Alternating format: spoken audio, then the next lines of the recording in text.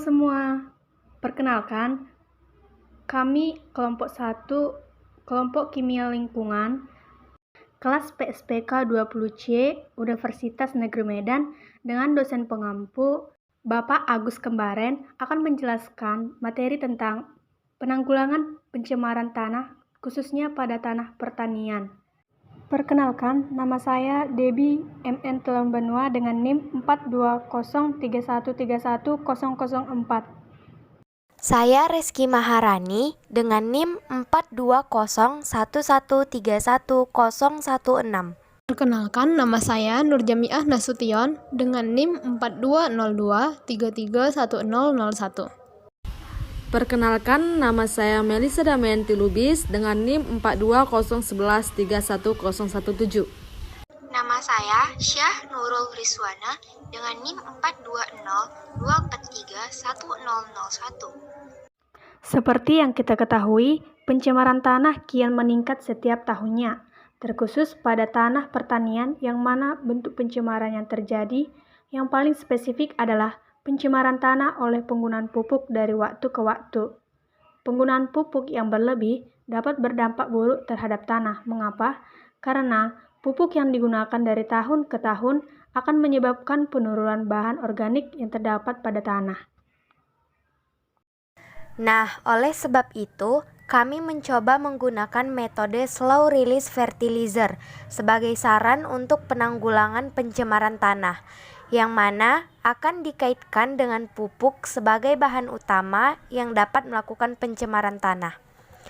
Sebelumnya, slow release fertilizer dapat menurunkan kadar toksisitas dan garam pada tanah yang dapat merusak bibit tanaman, sehingga membuat proses penyerapan nutrisi oleh tanaman menjadi lebih maksimal dan mendekati pola ideal sigmoidal, serta mengurangi potensi kehilangan nutrisi, terutama nitrogen akibat larutnya nitrat dan menguapnya amonia selama proses pemupukan.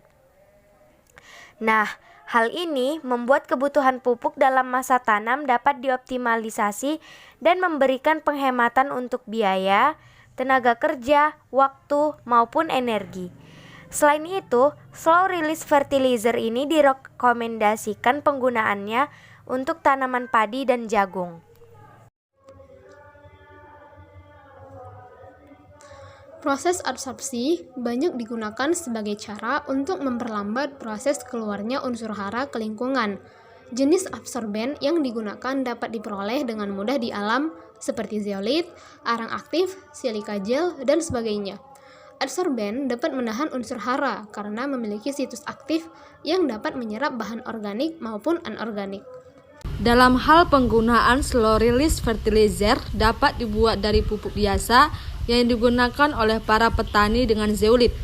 Zeolit yang dicampur dengan pupuk, misalnya dengan pupuk urea, akan mengikat amonium yang dilepaskan pupuk urea pada saat penguraian. Pengikatan akan lebih efektif jika jumlah zeolit yang dicampurkan ke dalam pupuk urea semakin banyak, karena kompleks jerapan yang dapat menangkap amonium semakin banyak. Nah, selanjutnya, amonium yang diserap zeolit tidak segera dilepas ke dalam larutan tanah selama jumlah amonium dalam tanah masih tinggi. Setelah amonium dalam tanah berubah menjadi nitrat, persediaan amonium dalam rongga-rongga zeolit dilepaskan ke dalam larutan tanah. Jadi, zeolit berfungsi memperlambat proses perubahan amonium menjadi nitrat. Selain itu, zeolit juga dapat pula mengontrol pelepasan unsur fosfat dan sulfat, sehingga pupuk slow release fertilizer yang dapat diciptakan dari pupuk yang biasa digunakan oleh para petani dengan penambahan zeolit akan bisa mengurangi pencemaran pupuk pada tanah, sehingga dapat setidaknya mengurangi pencemaran tanah dalam pertanian.